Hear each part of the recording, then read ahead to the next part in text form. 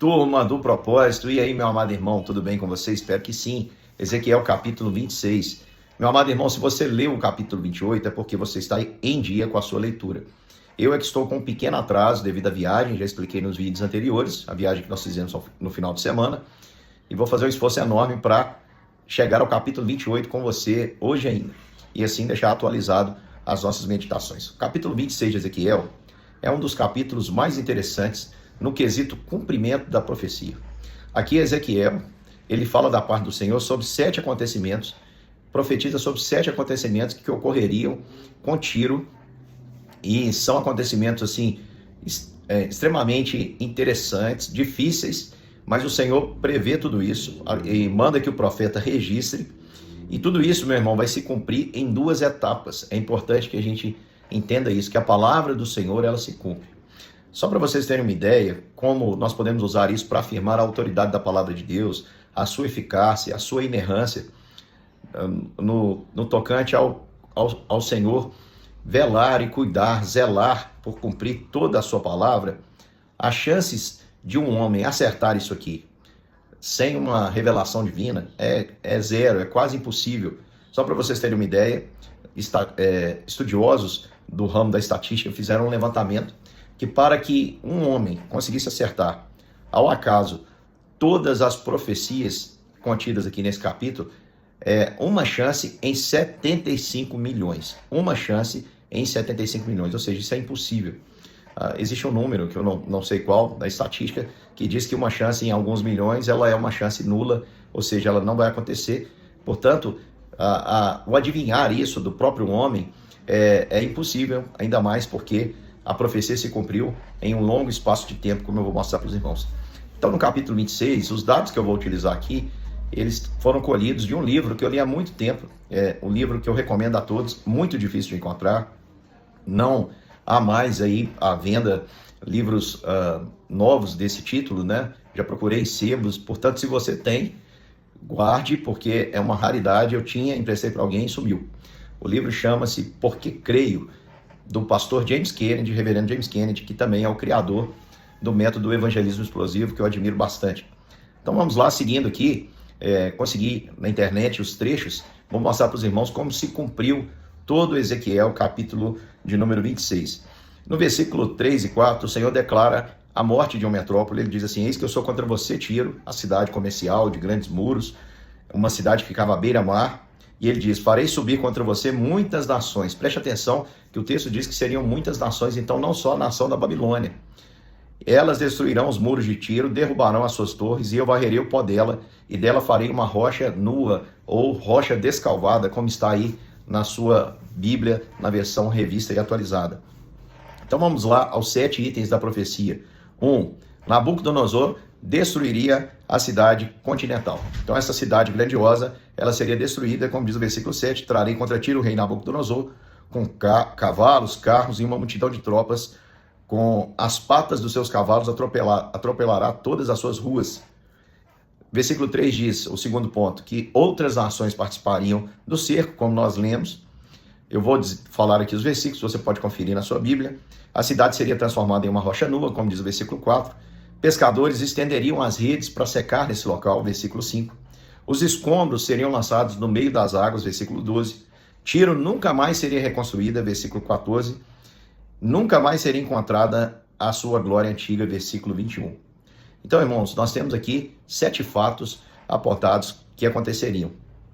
E o primeiro momento, o rei Nabucodonosor e a Babilônia cercaram a Tiro, e Tiro tinha muros elevados, era uma cidade muito estruturada, extremamente comercial, muito rica. Então, quem tem recursos dá um jeitinho sempre, e por 13 anos Nabucodonosor cercou essa cidade. Depois de 13 anos ele conseguiu entrar e invadir essa cidade. Essa cidade, porém, quando ele invadiu, ela se encontrava vazia. O povo da cidade havia se transferido seus recursos para uma ilha que ficava a cerca de 800 metros da costa. Essa ilha já tinha sido fortificada. Então Nabucodonosor encontrou ali apenas a cidade, a sua estrutura, e o que ele fez? Ele destruiu tudo, ele jogou no chão toda aquela cidade, cumprindo assim uma parte da profecia. Os seus muros foram quebrados, a cidade se tornou um montão de escombros.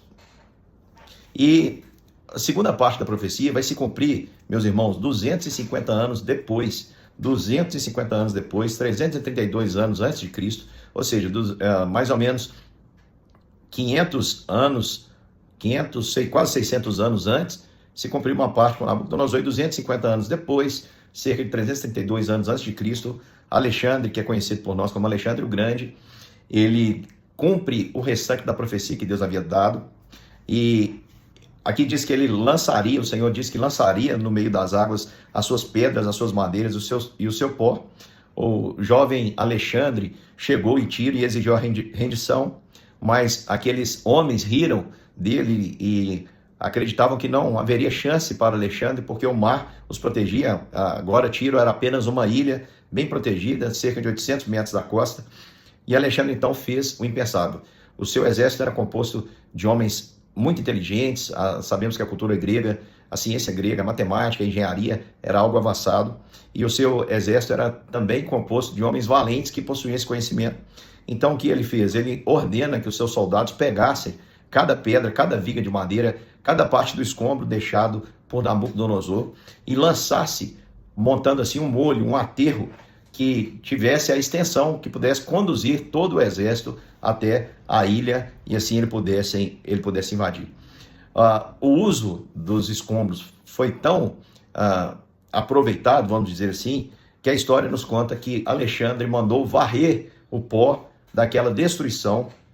Tudo que pôde ser utilizado naquela ilha foi utilizado, e varreram inclusive o pó para preencher os vãos das pedras do mar.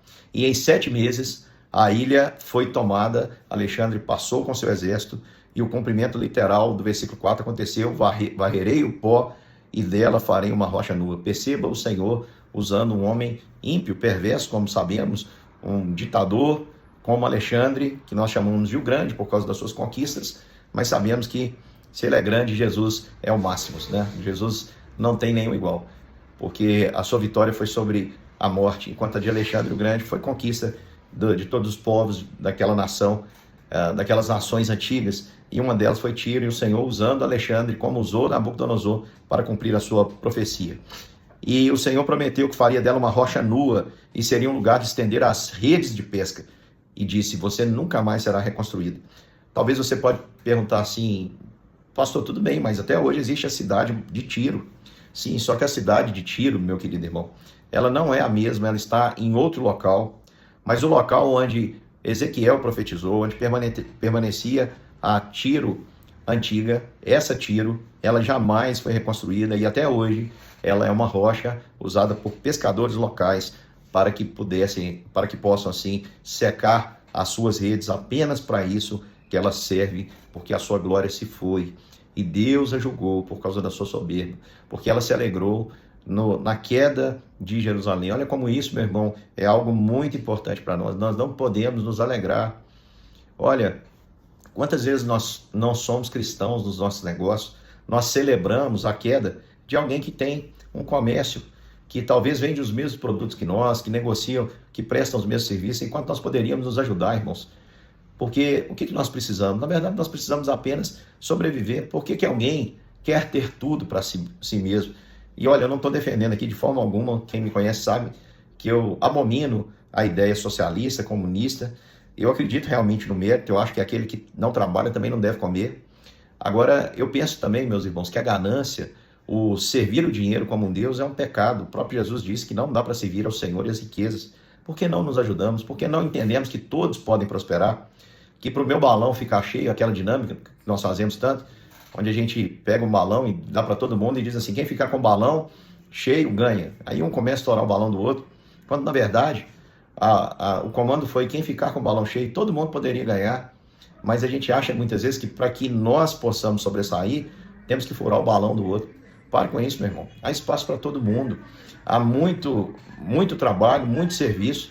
Então nós podemos aprender isso também e não nos alegrarmos. Quando percebermos alguém em dificuldade financeira, vamos ajudá-lo.